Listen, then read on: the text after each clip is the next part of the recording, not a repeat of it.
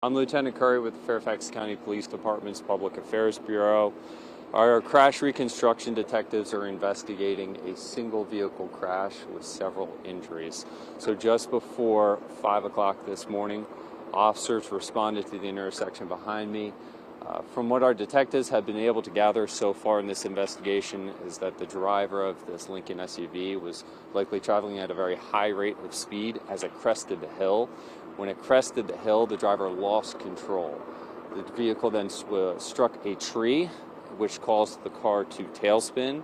And as that accident occurred or crash occurred, several individuals, juveniles, were ejected from the car, 5 in total. The car came to a rest, and that's what prompted the call for service. So our officers, fire rescue personnel got here very quickly. A 6th passenger, a juvenile again, had to be extricated from the vehicle. We have 6 juveniles that were taken to the hospital with injuries that are critical and considered life-threatening.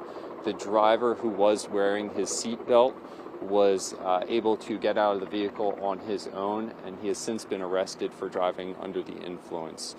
What you see behind us is what you'll see for a couple hours now with our detectives from the Crash Reconstruction Unit, slowly, methodically piecing together every aspect of this crash. You'll see the drones in the air getting a picture of what happened here. But what is clear is that speed and alcohol were absolutely factors of the crash, and most of the juveniles, from what we've been able to determine so far, were not wearing their seat belts. So we're still very early into this investigation, and like I said, we'll be out here for a couple hours just putting all these pieces together to figure out what exactly occurred here. But we'll certainly address some questions, or at least as much as we can. Can you give us the age ranges? 14 to 17-year-old for everyone that was inside the vehicle, friends, some family members, and all of them are local to this area. What can you tell us about the car? Was it stolen or? No, the car was not stolen. Through our investigation, nothing has revealed that this vehicle was stolen. Looks like it does belong to at least one of the family members in this vehicle. The driver, did they stay on scene or were they like? Yeah, no. Everybody stayed on scene. There was no hit and run.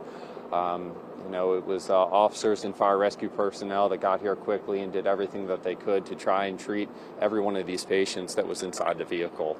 Also coming from a party? That's part of the investigation. That's what we have to figure out, and that's what our detectives are here, not just to put all the pieces together about this crash and what happened here, but certainly anything that may have led up to this. But what's clear is that speed and alcohol were absolutely factors in this crash. And sadly, without seat belts being worn for the occupants, that's what likely led to some significant serious injuries. You said the driver was arrested for DUI. Are you able to tell us what they blew? No, it's still early in the investigation, so that will probably come out at some point. But right now, driver was arrested, and the other aspects of it, we'll get to it. Can you tell me specific charges? I'm sorry? The specific charges against the driver? Right now, driving under the influence, but still early in the investigation, so we'll certainly have more details about the arrest and release more information later on today, likely. The driver was old enough to have his license? So I believe the driver right now was not licensed, but again, we'll still get more of those investigative and arrest details later this afternoon as our detectives focus on the crime scene right here and the crash.